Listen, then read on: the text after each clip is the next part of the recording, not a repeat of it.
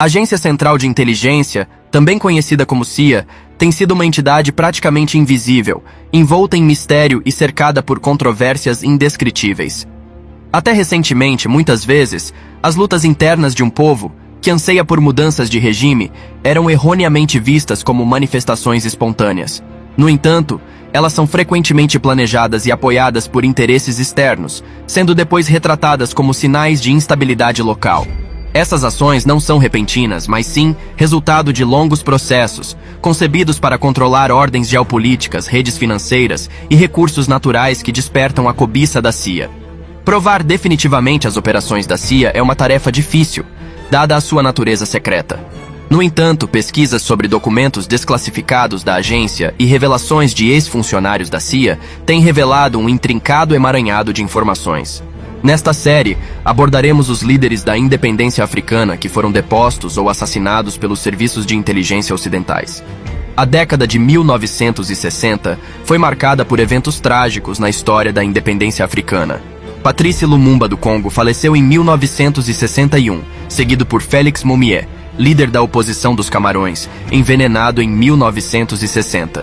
Silvanus Olímpio, líder do Togo, foi assassinado em 1963. Mehdi Bambarka, líder do movimento opositor marroquino, foi sequestrado na França em 1965 e seu corpo nunca foi encontrado.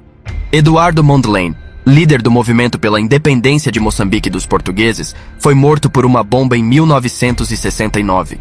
Nessa mesma década, Kwame Nkrumah, o visionário líder de Gana, estava determinado a alcançar a independência para toda a África. No entanto, ele sabia que seus ideais deveriam ser planejados com cuidado, pois a CIA estava atenta a ele e às atividades em Gana.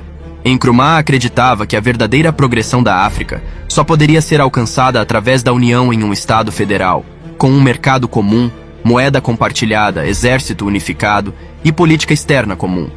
Isso permitiria que a África resolvesse conflitos internos e se defendesse contra ameaças externas. A independência conquistada por Gana em 1957 não era apenas significativa para o país, mas também para todo o continente africano. Nkrumah proclamou que a independência de Gana só teria sentido se estivesse ligada à libertação de todo o continente.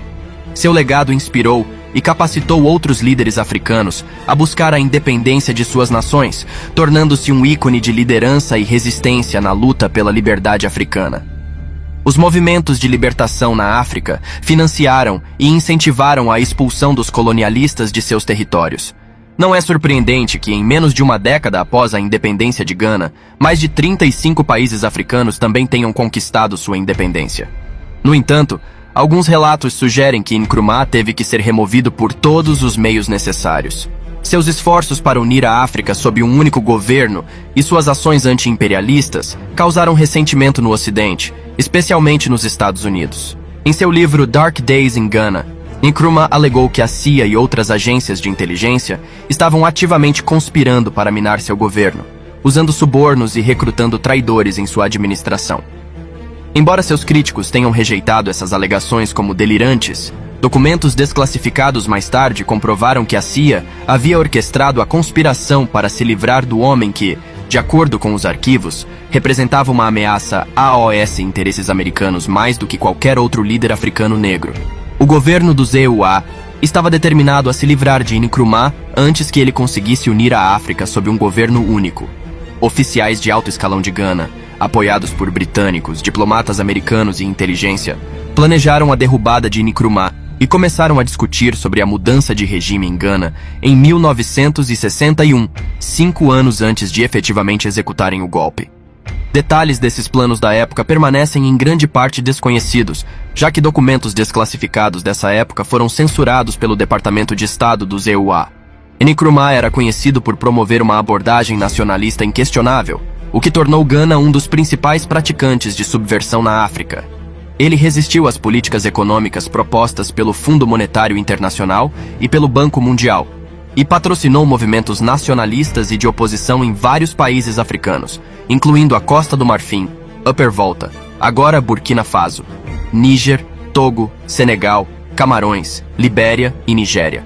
O objetivo final era ajudar os líderes mais radicais a alcançar posições de poder.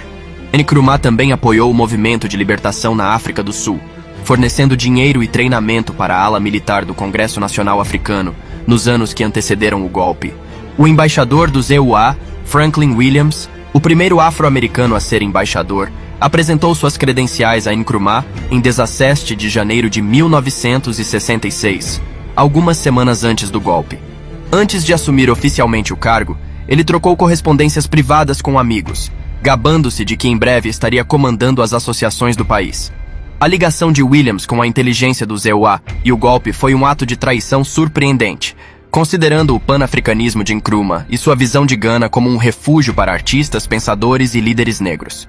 3 semanas antes do golpe, um editorial no jornal Spark, fundado por Nkrumah, questionou por que os Estados Unidos enviariam um embaixador afro-americano para Gana quando não apoiavam a equidade racial em seu próprio país e certamente não enviariam um embaixador negro para uma nação europeia.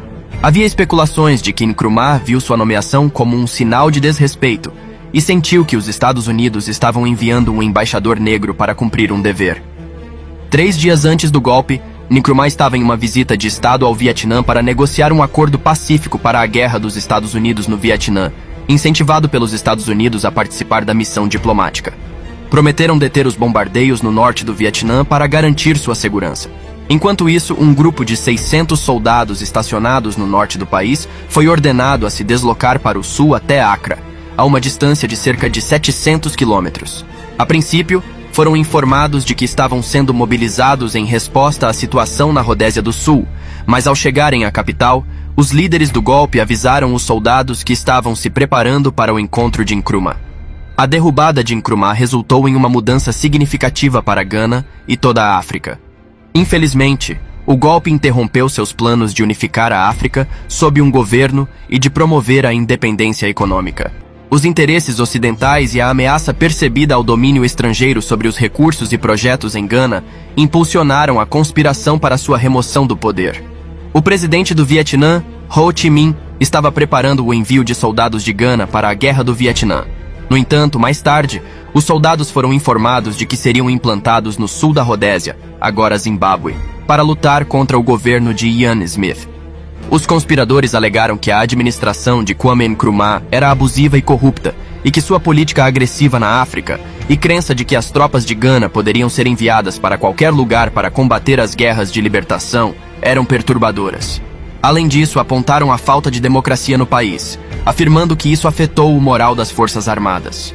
Os soldados foram divididos e lideraram a captura de várias instalações governamentais, incluindo a radiodifusão estatal e o edifício de comunicações internacionais. A luta mais intensa ocorreu na Casa Flagstaff, que era a residência presidencial. No entanto, quando o coronel Eke Kokota ameaçou bombardear a residência, a esposa de Nkrumah, Fatia Nkrumah, aconselhou os líderes a entregarem o presidente. O golpe foi anunciado publicamente pelo rádio na madrugada de 24 de fevereiro de 1966. Após o golpe, Nkrumah buscou refúgio na Guiné, governada por seu aliado próximo, Sékou Touré, que o tornou um co-presidente honorário daquele país. Um ex-funcionário da CIA, John Stockwell, comentou sobre o papel da CIA na queda de Nkrumah, afirmando que Howard Bain, chefe da estação da CIA em Accra, planejou a derrubada de Nkrumah, mas não deixou nenhum registro escrito de suas ações para evitar responsabilidade. A CIA e o Reino Unido viram Nkrumah como uma ameaça aos interesses econômicos ocidentais, especialmente por suas políticas nacionalistas e anticolonialistas. Eles temiam que ele nacionalizasse recursos estratégicos, incluindo o projeto da barragem de volta, que os Estados Unidos haviam investido muito dinheiro. Após o golpe, o Conselho de Libertação Nacional de Gana assumiu o poder e orientou o país para o oeste, promovendo a privatização de empresas estatais e permitindo o retorno do domínio estrangeiro sobre a economia. A queda de Nkrumah resultou em um revés significativo para Gana e a África, pois seu governo estava avançando rapidamente em programas de industrialização e desenvolvimento econômico. Nkrumah acreditava que a independência política não tinha sentido sem independência econômica. Ele tinha grandes planos para industrializar Gana e estava no caminho certo para alcançar isso antes do golpe. Se Nkrumah tivesse sido autorizado a completar seus planos de desenvolvimento industrial, Gana poderia ter se tornado uma potência econômica na África.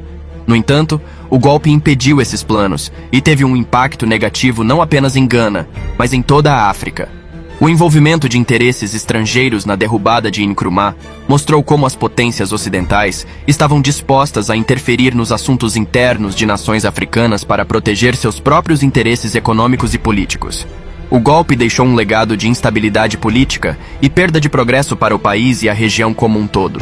Agradecemos a todos por acompanharem este mergulho profundo no tema e convidamos vocês a deixarem seus comentários e se inscreverem no canal para continuarmos explorando assuntos relevantes. Até o próximo vídeo!